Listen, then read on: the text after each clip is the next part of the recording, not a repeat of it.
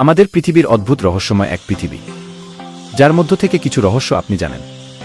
কিন্তু আজ আমি এমন রহস্য সম্পর্কে বলতে যাচ্ছি, যে রহস্য সম্পর্কে আগে কখনো শুনেননি। আজকে দেখাবো গাছের ভিতরে ঢুকে যাওয়া সাইকেল। আরও রয়েছে গাড়িগুলো ৭০ বছর ধরে এভাবেই পড়ে আছে ট্রাফিক জ্যামে। গায়েব হয়ে যাওয়া এক বিমান, এক অদ্ভুত বাদুর যার আকার মানুষের চাইতে বিশাল বড়। তো আজকের ছায়াজালে আপনাকে স্বাগতম। ১ নম্বরে রয়েছে গাছের ভিতরে ঢুকে যাওয়া সাইকেল। ওয়াশিংটনের ভার্সেন আইল্যান্ড এ রয়েছে এক বিচিত্র গাছ, যার মধ্যে রয়েছে একটি মরিচা পাড়া পুরনো সাইকেল, যা ভিতরে লুকানো অবস্থায় আছে। শুধু সামনের এবং পেছনের টায়ার দেখা যায়। সাইকেলটি দেখতে এমন লাগে যেন গাছটি মনে হয় সাইকেলকে খাওয়ার প্রচেষ্টা চালিয়েছিল, কিন্তু অর্ধেক খেতে পেরেছে। সাইকেলটা কিভাবে গাছের ভিতর চলে গিয়েছে এর উপরে বহু কাহিনী প্রচলিত আছে, তবে বিখ্যাত কাহিনী প্রচলিত আছে সেটি হলো এই যে সাইকেলটি এক বালকের ছিল, যে এই সাইকেলটি কাছে পাশে রেখে যুদ্ধে চলে গিয়েছিল এবং মারা গিয়েছিল। এবং দ্বিতীয় ঘটনা অনুযায়ী একজন মানুষ এই সাইকেলটিকে রেখে আইল্যান্ড ছেড়ে অনেক দূরে চলে গিয়েছিল। আবার কিছু লোক তো এটাকে মানুষের কারসাজি বলে মনে করে। ২ নম্বরে রয়েছে ৭০ বছর ধরে চলা ট্রাফিক জ্যাম।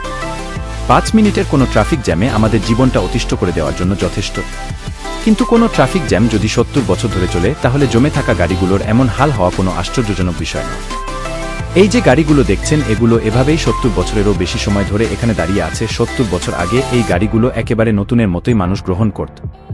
হঠাৎই তাদেরকে একদিন দাঁড়িয়ে যেতে হয়, আর দাঁড়িয়ে থাকতে থাকতে আর তাদের এই অবস্থা। কোনোদিন তাদের মালিক তাদেরকে নিতে আসেনি, আর এই জায়গা গাড়ি রাখার আস্তানা হয়ে গিয়েছে। এই রহস্যময় জায়গাটি রয়েছে ইউরোপের বেলজিয়ামের এক জঙ্গলে, যেখানে আনুমানিক ৫ পুরনো গাড়ি এভাবেই পড়ে আছে, যা দেখতে বড় সরু ট্রাফিক জ্যামের মতোই লাগে। তার ধারণা করা হয় এই গাড়িগুলোকে তাড়াহুড়ো করে এখানেই ছেড়ে চলে যাওয়া হয়েছিল। কিন্তু কেন? আসলে এই গাড়িগুলো বেলজিয়ামে বসবাসরত আমেরিকান সৈন্যদের দ্বিতীয় বিশ্বযুদ্ধের সময় নিজের গাড়ি এখানেই ছেড়ে চলে যেতে হয়। তখন তারা এই জঙ্গলে লুকিয়ে পার করেছিল, এটা ভেবে যে এগুলো এখান থেকে নিয়ে যাবেন, কিন্তু যুদ্ধ শেষে আমেরিকা পর্যন্ত নিয়ে যাওয়ার খরচ জোগাড় করতে না পারায় গাড়িগুলো এখানেই এই অবস্থায় ছেড়ে চলে যেতে হয়। ৩ নম্বরে রয়েছে ১৯৫৫ সালে গায়েব হয়ে যাওয়া এক বিমান, যা ৩৬ বছর পর ল্যান্ড করে। ১৯৯৫ সালের ফ্লাইট ৯ জন প্যাসেঞ্জার নিয়ে গিয়েছে নিউ ইয়র্ক থেকে মায়ামির উদ্দেশ্যে, কিন্তু আর কখনো মায়ামি পৌঁছায়নি। ৩৬ বছর পর ১৯৯২ সালে সেই একই বিমান ভেনিজুয়েলার বিমানবন্দরে ল্যান্ড করে। কন্ট্রোল টাওয়ারের সাথে তারা কথাও বলেছিল। এয়ারপোর্টে রাডার স্ক্রিনে তখন কিছুই ছিল না, কিন্তু তাও এয়ারপোর্টে সব মানুষ বিমানটিকে দেখেছিল। আর কাছ থেকে গ্রাউন্ড স্টাফেরা বিমানের যাত্রীদের কেউ দেখেছিল, যারা জানালা থেকে আশ্চর্য হয়ে তাকিয়েছিল। সম্ভবত তারা ভবিষ্যতে জিনিসপত্র দেখে হতভম্ব হয়ে গিয়েছিল।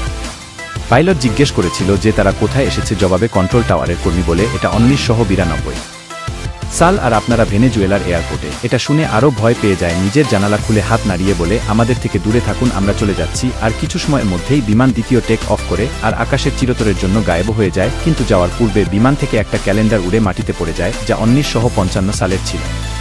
এই ঘটনাটি সবথেকে বড় সাক্ষী হয়ে যায় সেই ক্যালেন্ডার, আর সেই সাথে কন্ট্রোল টাওয়ার এর সাথে কথাবার্তা রেকর্ডিং সেখানে ছিল। সেখানে উপস্থিত সকল মানুষ এই ঘটনায় সাক্ষী হয়ে যায়। ৪ নম্বরে রয়েছে এক অদ্ভুত বাদুড়, যার আকার অনেক বিশাল। তো এমনই এক প্রাণীর দেখা পাওয়া গিয়েছিল অস্ট্রেলিয়ার অজগর সাপের মুখের ভেতরে। কুইন্সল্যান্ড, অস্ট্রেলিয়াতে একজন ব্যক্তি নিজের গ্রামের বাড়ির ঘরের পাশ থেকে দেখতে পায়। তার মুখের ভেতরে থাকা এই প্রাণীটিকে দেখলে মনে হয় বিশাল সাইজের বাদুড়। সাধারণত বাদুড় এত বড় হয়ে থাকে না। এটা খুব বড় একটা রহস্য। আজ এ পর্যন্ত। সবাই সুস্থ থাকবেন, ভালো থাকবেন। ধন্যবাদ।